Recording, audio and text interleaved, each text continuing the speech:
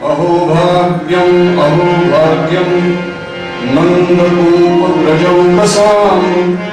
यं मित्रं परमानन्दं पूर्णब्रह्मसनातनं गोपाल कृष्ण भगवान की जय। जानकी जीवन स्मरण जय जय राम जय जय रघुवीर समर्थ। तुकोबरायांचा हा रंग तुम्हाला जीवाना अपेक्षा आहे सुखाची। प्रत्येक गोष्टीत आम्ही सुखच पाहतो, म्हणजे सुख होईल कशाने, सुख होईल कशाने याचा विचार आयुष्यभर आमचा सुरू असतो। माणूस रोज प्रत्येक क्षणी सुखाच्या आणि सुख देणाऱ्या विषयाच्या शोधामध्ये असतो। माणसाला गरज आहे सुखाची, अपेक्षा आहे सुखाची, आणि म्हणून माणूस सर्वत्र ते शोधत असतो। माणसाची अपेक्षा आहे की सुख असं मिळावं की जे कधी संपणार, जे कधीही संपणार। आणि दुसरं असं की सुख देणारा विषय असा असावा की जो विषय कायम त्याच स्थितीमध्ये चिरंतन राहील। आता मला सांगा, हे सगळं एकत्र कसं यायचं? जय जय रघुवीर। महाराज म्हणाले, या जगामध्ये एक तर सुख मिळतं एकदा, नाहीतर मग दुःख मिळतं। अहो म्हणाले, एकाच विषयाला सुख मिळतं, एकाच विषयाला दुःख मिळतं। एखादा विषय असा आहे का की ज्याच्यामुळे कायमच सुख मिळतं? महाराज म्हणाले, एक विषय आहे, एक विषय आहे, त्या विषयाचं नाव आहे गोपाल कृष्ण। तो ज्या गोकुळात राहतो तिथे कायम सुख आहे। तिथे जर पाहू गेलो आपण तर कायम सुख आहे, दुःख मुळीच नाही। याचं कारण असं, सगळ्या गोकुळाचा केंद्रबिंदू आहे, उत्साह बिंदू आहे, उपास्य आहे गोपाल कृष्ण, श्री कृष्णचंद्र। आणि म्हणून असं झालं की या गोकुळातला कुणीही कधीही दुःखी राहिला नाही। कुणी दुःख करतोय असं म्हटलं, एखाद्याला दुःख वाटतंय असं वाटलं की भगवान गोपाल कृष्ण पुढे राहत असत आणि त्याचं दुःख निवारण करीत असत। त्यामुळे झालं काय की गोकुळातली सगळी प्रजा ही सुखी तर राहिलीच, पण दुःखाचे विषय जरी समोर आले तरी त्यातून सुख शोधू पाहायला गेले, त्या सुखाला राहायला लागले। कसं? एक उदाहरण सांगतो। कालच आमची महाराजांची चर्चा झाली होती की एक वृद्धा काठी टेकत टेकत वाकत चाललेली होती, वय बरंच झालेलं, आणि वाकत वाकत रस्त्याने चालली होती। गोपाल कृष्ण भगवान आले समोर। तिला चेहराही बघता येणार, एवढासा लहान बालकृष्ण, त्याचा चेहराही दिसेना एवढी ती वाकलेली होती। त्याला विचारलं, बघा लक्ष द्या, त्याला विचारलं, अधः पश्यसि किं बाले? आता ती आहे किमान 80-85 वर्षाची वृद्धा। तिला विचारताय श्री कृष्ण, अधः पश्यसि किं बाले? हे बाळे, तू अशी खाली वाकत काय सांगतेस, का पाहतेस? पतितं तव किं भूमी? तुझं काही जमिनीवर पडलंय, मातीत हरवलंय काही? आता तिनं ऐकलं ते, मला बाळे म्हणणारा कोण? जरा कान देऊन ऐकलं आणि लक्षात आलं की हा नटखट आहे। त्याला तसंच उत्तर दिलं तिनं। वाईट नाही वाटलं, मी वृद्ध आहे, मी आता थकले, आता केव्हा एकदा मला घेऊन जाताय, हे ही भाषाच नाही। अधः पश्यसि किं बाले पतितं तव किं भुवि? ती लगेच म्हणतीये, रे रे मूर्ख न जानासी। तुला नाही कळायचं म्हणाले, तू जाणत नाहीस। रे रे मूर्ख न जानासी गतं तारुण्य मुक्तिकम। जय याच मातीत माझा दारुण्य रूपी मोती हरवलाय, तो शोधतीये, शोधून देतोस गोपाल कृष्ण भगवान. आणि मोठा हशा पिकला, तिथे हास्य निर्माण झालं. गोपाल कृष्णाच्या संगतीत सर्व लोक जीवनातला आनंद लुटायला शिकले, हे महत्वाचं आहे. आणि असं आहे, जीवनामध्ये दुःखाची गळती करत बसून आणखीन दुःखी होण्यापेक्षा सुखाचा शोध जर घेतला ना तर जास्त आनंद होतो. हे खरं आहे की सुख पाहता जवा पाडे, दुःख पर्वताये वडे, हे नक्की. आणि हे सगळ्यांच्या जीवनामध्ये असते. म्हणजे लक्षावधी रुपये ज्याच्याकडे आहे त्याचा कोट्यावधी तोटा झालेला असतो. जय जय रघुवीर समर्थ. 10 रुपये ज्याच्या खिशात आहेत म्हणून आनंदी आहे, त्याचं 100 रुपये नुकसान झालेलं असतं. कुठेही आपण गेलो तरी सुख आणि दुःख हे ठेवलेलं आहे. तुकाराम महाराज म्हणाले, नुसतं सुख नाही, सुखाचा सागर गोकुळामध्ये. कुणामुळे? या एका गोपाल कृष्णामुळे. अहो महाराज हे सगळं सांगतात तुम्ही, बरोबर आहे. उद्या गोवा एक्सप्रेसला बसून तुम्ही पुण्याला जा, आमच्या डोक्याला आपला काहीतरी विषय दिला, गोकुळात सुख आहे, गोकुळात सुख आहे. त्या गोकुळात आज सुख आहे का? आज कृष्ण आहे का? गोकुळ प्रत्यक्ष पाहायला जाऊ नका, इथेच बसल्या बसल्या गो म्हणजे इंद्रिय आणि त्यांचं कुल म्हणजे गोकुळ, शरीरच गोकुळ आहे. गोपाल कृष्ण मला सांगा, त्या गोकुळात तिथे राहणारा जो आहे बालकृष्ण, सर्वांच्या मानानं लहान, तो जर नसेल तर तो आहे, मी आहे याची जाणीव आहे म्हणून आनंदी आहोत. याची जाणीव आहे म्हणून आनंदी आहोत. एक लक्षात घ्या माणसाने. अहो महाभारतीय युद्ध झालं आणि पांडवांचा रथ, अर्जुनाचा रथ पांडवांच्या शिबिराजवळ आला. भगवान गोपाल कृष्ण अर्जुनाला सांगतात, अर्जुना पहिल्यांदा तू खाली उतर. देवाला सांगितलं, म्हणाल नाही देवा तुम्ही उतरा, मी सांगतोय ना तू उतर कर. पार्थजी उतरले खाली. पार्थजी नंतर भगवान उतरले खाली.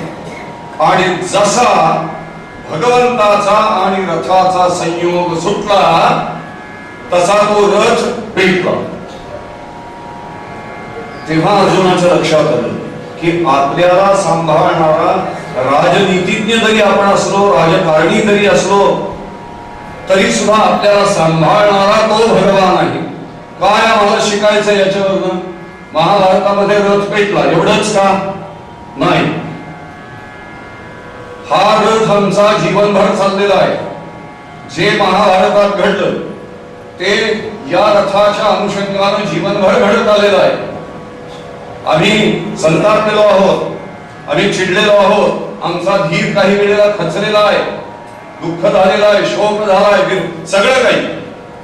पण पुन्हा आम्ही ताठ उभे आहोत, तो आतमध्ये आहे त्याच्यामध्ये. जो हृदयस्थ आहे त्याच्यामुळे आम्ही आहोत. आता असं आहे, भगवान उतरले आणि रथ पेटला. हा जो इथे राहणार आहे, हा या रथात एकदा उतरला की मग काय ते पेटवायचंच नाही. जय जय. सूक्ष्मत्वापासून तात्पर्य असं आहे, सूक्ष्मत्वापासून महत्वापर्यंत सर्वत्र जर कुणी व्यापक असेल तर ती एक कृष्ण शक्ती आहे. भगवान कृष्ण म्हणजे आकर्षून घेणार, आपल्याकडे आकर्षून घेणारी जी शक्ती कृष्ण शक्ती आहे. म्हणून राम कृष्ण हरी हा मंत्र दिला. भगवत संप्रदायाचा, वारकरी संप्रदायाचा मंत्र आहे राम कृष्ण हरी.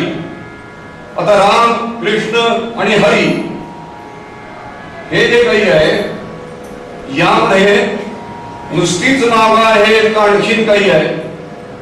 नावं तर आहेत, पण हे एक पूर्ण वाक्य आहे. राम कृष्ण हरी. राम कर्ता आहे, कृष्ण कर्म आहे आणि हरी हे हरण या क्रियापदाचं रूप आहे. जय जय रघुवीर. कर्ता भगवान माझ्यानंतर जीवनातली सगळी कृष्ण कर्म तो हरण करतो.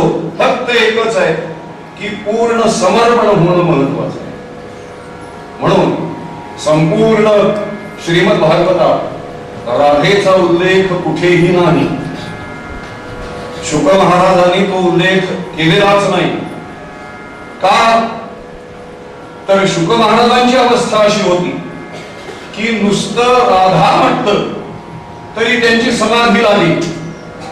आता जर शुक महाराजांची समाधी लागली तर परीक्षिताचा उद्धार कसा व्हायचा? गोपाल कृष्ण भगवान यासाठी शब्द काढलेला. आणखीन दुसराच आहे, राधा म्हणजे पूर्ण समर्पण वृत्ती. पूर्ण समर्पण, काहीही मागे ठेवणे नाही. आम्ही सर्वस्व देतो असं म्हणतो, पण सर्व देतो आणि स्व मागे ठेवतो, ही गडबड होते. पण असं आहे, मला जो विषय सुखाचा वाटेल तो याला वाटेलच असं नाही. कसं थोडं पाहू, समजा उत्सवाच्या समाप्तीची कथा म्हणून बुवासाहेब छान अत्तर लावून आले. का? फोटो काढणार आहे. ज्या अत्तर लावलं की फोटो लावा अशी. जय जय. पण तवरी म्हणाले, बुवासाहेब आतापर्यंत 29 दिवस तुमच्या जवळ बसून साथ केली, आता जरा भिंतीच्या बाजूला बसतो आज टेबल विबल सगळं घेऊन. बुवा म्हणाले, का तुम्ही फोटो घेणार नाही? फोटोच पाहिजे तुम्ही. म्हणाले, फोटो यायला काय मलाही आवडेल, पण बुवा तुम्ही जे अत्तर लावलेत ना त्याची मला एलर्जी आहे. जय जय रघुवीर. एका अत्तर नावाच्या विशिष्ट विषयानं बुवाला सुख होतं, एका व्यक्तीला सुख होतं, तर दुसऱ्या व्यक्तीला ते दुस्सह होत. जीवनामध्ये जेवायला बसलेले आहेत, बरं जेवायला बसले. उदाहरण पंक्तीमध्ये गोडाचेही पदार्थ आहेत, तिखट पदार्थही आहेत. दोघे जण शेजारी बसलेत मित्र. एक म्हणतोय जिलब्या छान झाल्या, उत्तम झालेल्या आहेत, पण एक करा म्हणाले अर्ध ताट. त्या काळचं अर्ध ताट जिलबी वाढा. अर्ध ताट जिलबी वाढली. त्यानं काय केलं? त्या जिलब्या कुस्करल्या. त्या जिलब्या कुस्करल्या. एक काळ लोक होते आणि खाणारे. जिलब्या कुस्करल्या. म्हणाले आता पाक आहे ना आतमध्ये केलेला, तो पाक घेऊन या. उघराड्यामध्ये पाक आणला. तो पाक त्यावर ओतला, चांगला कालवला, रगडा केला त्याचा. आणि नंतर म्हणाले थोडं साजूक तूप एक अर्ध भांड याच्यात. एवढं सगळं त्यानं ती मिसळ भेळ केली सगळी. तो शेजारचा जो होता बसलेला त्याला पोटात मळमळायला लागलो. तो म्हणाला, हे काय चाललंय का? राक्षसी प्रकार आहे हा. आपला तो जो काही जिलबीचा रगडा होता तो खात होता. शेजारचा म्हणाला, अरे अरे अरे अरे, म्हणाले मला हे चालत नाही, बघून सुद्धा शिसारी येते. याला एकच केलं, ते म्हणाले टोपलं आहे ना मिरच्यांचं, तेवढं आत ठेवा, इथे आणून ठेवा माझ्यासमोर. आणि तिखटाची भुकटी आहे, तांबड्या तिखटाची, ती एक द्रोणवर आणून ठेवा. आता अन्न तोच विषय एकाला अतीव प्रिय तर दुसऱ्याला त्याचा अतीव तिटका. म्हणजे असं आहे की जीवनामध्ये एक विषय सगळ्यांना सुखी करू शकतो असं नाही. सगळ्यांना सुखी करू शकतो असं नाही. पूजा सांगायला एका ठिकाणी गेलो होतो, तर अनेक वर्ष त्यांच्याकडे पूजा सांगायला जात होतो.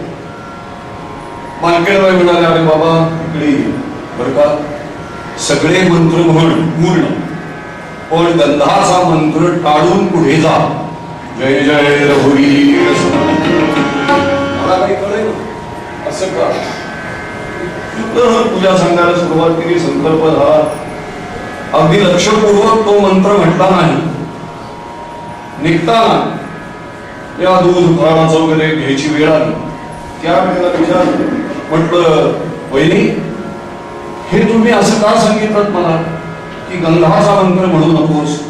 अरे म्हणे काय सांगू बाबा तुला, गेल्या 4 महिन्यापासून यांना झालाय दमा आणि त्यात यांना साखर आहे, हे डायबेटिक आहे, डायबिटीस आहे यांना, असं निष्पन्न झालंय. म्हटलं मग त्याचा आणि गंधाच्या मंत्राचा संबंध काय? अरे म्हणाले बाबा आरंभ त्याचा श्रीखंडम असा आहे ना. जय जय.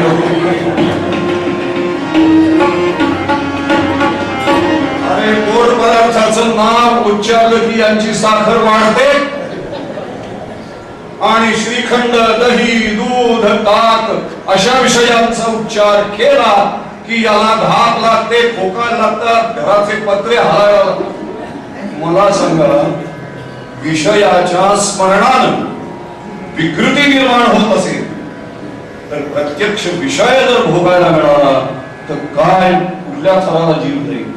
म्हणजे असं आहे की त्यातून मिळणार सुखच असेल असं नाही. अरे म्हणजे इतकंच नाही बाबा, आम्ही रस्त्यावर फिरायला जातो ना जेव्हा, त्यावेळेला हलवायाची दुकानं ज्या गल्लीत नाही, रस्त्यावर नाही, अशा रस्त्यावर फिरायला जातो. मंगलमूर्ती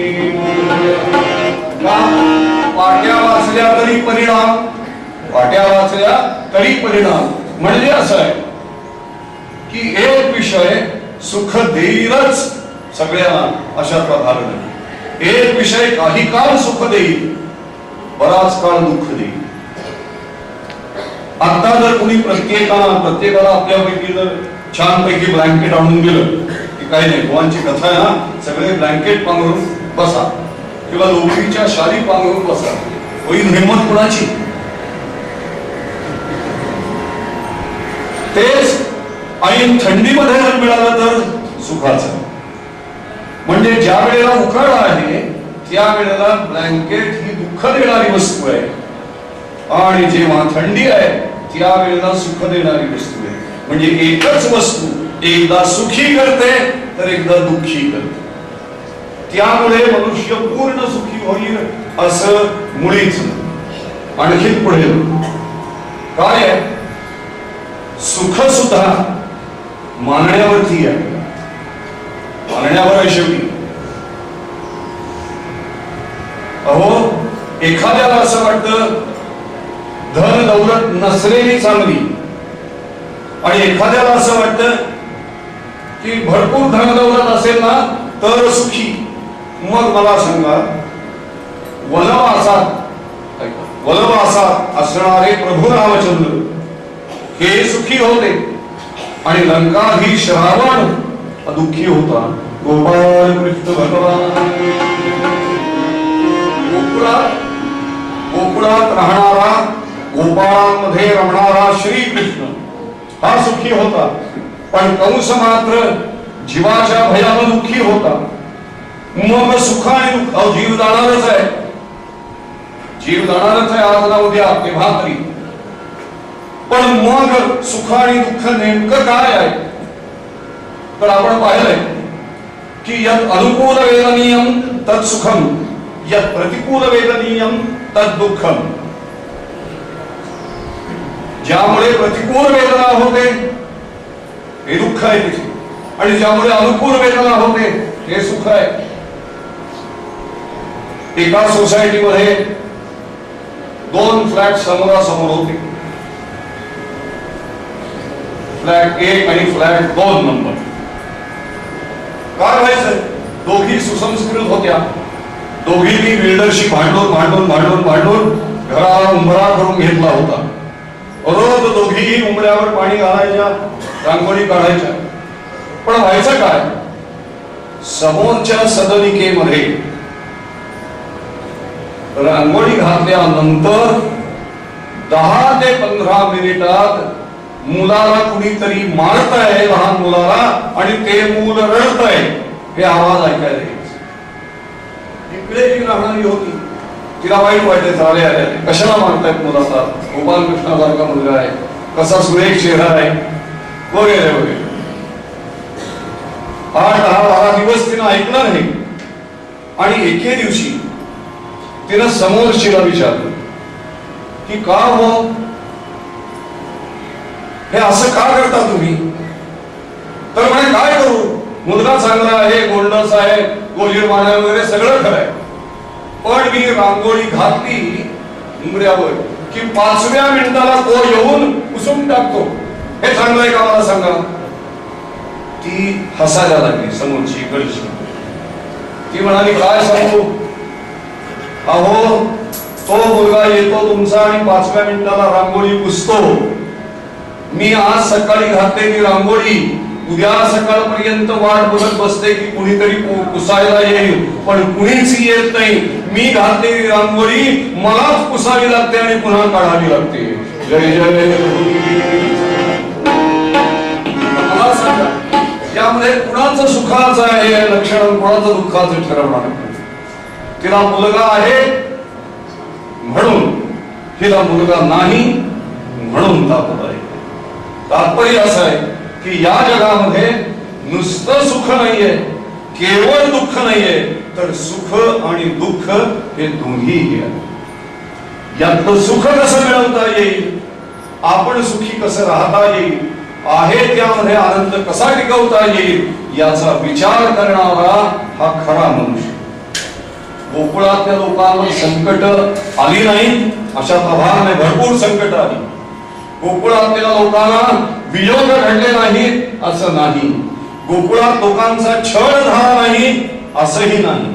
जे जे तुमच्या आमच्या आयुष्यात होतं ते सगळं गोकुळातल्या लोकांच्या आयुष्यात झालं, तरी सुद्धा त्यांचा आनंद कुठेही किंवाही कमी झाला नाही, सुख कमी झालं नाही. कारण सर्व वृत्ती त्यांच्या श्रीकृष्णार्पण झालेल्या होत्या. तद्वत आपण जे जे काही घडेल ते देवा तुझ्या मर्जीनं घडतं, ते तुझ्या इच्छेनं घडतं.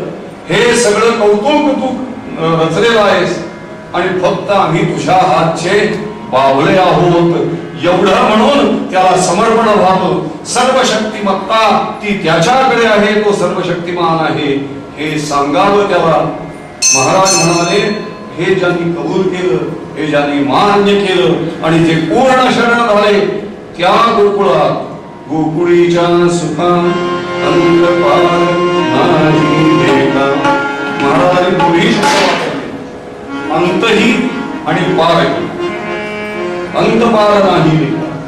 तो सागर सुखाचा जो आहे तो कसा आहे तर त्याला अंतही नाही आणि पारही नाही. अंत कशाला म्हणतात? अंत म्हणजे खोली, अंत म्हणजे खोली, डेप्थ, त्याला अंत म्हणतात. आपण म्हणतो ना एखाद्या माणसाच्या मनाचा काय अंतच लागत नाही बघा, म्हणजे काय काय चाललं असेल सांगता येत. अंत म्हणजे खोली आणि पार म्हणजे पलीकडचा तीर, तो दिसत नाही. गोकुळीचा सुखाचा सागर असा आहे की त्या सागरामध्ये अहो जितकं पोहावं डुंबावं तेवढा आनंद आहे, आनंदच आहे. कृष्ण भगवान हा त्या सर्वांचा मित्र झालाय.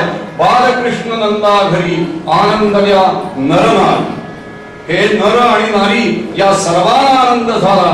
तुकाराम महाराज म्हणतात काय केलं यांनी तर बुढिया तोरणे करी ती कथा गाती गाणी. गुढ्या उभारल्या, तोरणं लावलेली आहे आणि ते तोरणं आणि गुढ्या यामुळे सगळी घरं सुशोभित झाली. गोपाल कृष्णाचा अवतार झालेला आहे, जन्म झाला म्हणून. तुकाराम महाराज म्हणतात प्रत्येकाला, माझ्यासह प्रत्येकाला त्याचाच एक छंद लागला. तुका म्हणे छंदे सारखं त्याच्याकडे पाहावं, त्या लीला पाहाव्या. असं होता होता मन मोहिले गोविंद, मन मोहिले गोविंद. गोविंदानं माझं मन मोहून घेतलं. अरे कृष्ण कुठेही असो, कृष्णाची चाहूल लागली की हातातलं काम टाकून गवळणी सगळ्या तिथे येत असत, यशोदा येत असे. तुम्ही म्हणाल वा एवढा कृष्णाचा चिरपरिचित आवाज होता काय आणि असा ओळखता येतो का? हो तर सगळ्यांच्या जवळ मोबाईल फोन आहे, बरोबर आहे ना. कुठे जर ठेवले ते तर आपल्या मोबाईल फोनची रिंग वाजतीये हे ज्याचं त्याला कळतं.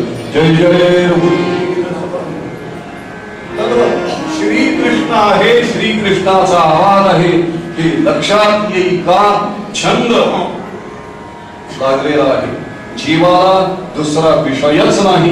म्हणून श्रीमद भागवतकार म्हणाले की या गोकुळातल्या लोकांचं सुख काय वर्णन करू. अहो ज्यांचा मित्र झाला भगवान गोपाल कृष्ण त्यांचं भाग्य आणखी काय वर्णन करावं. तुकोबाराय आजच्या मूळभंगात तुम्हा आम्हा सर्वांना तेच सांगतात की सर्वांना आनंद देणारा, सर्वांना सुखी ठेवणारा असा भगवान गोपाल कृष्ण ज्या गोकुळात होता त्या गोकुळीच्या सुखात अंतपाद नाही गेला.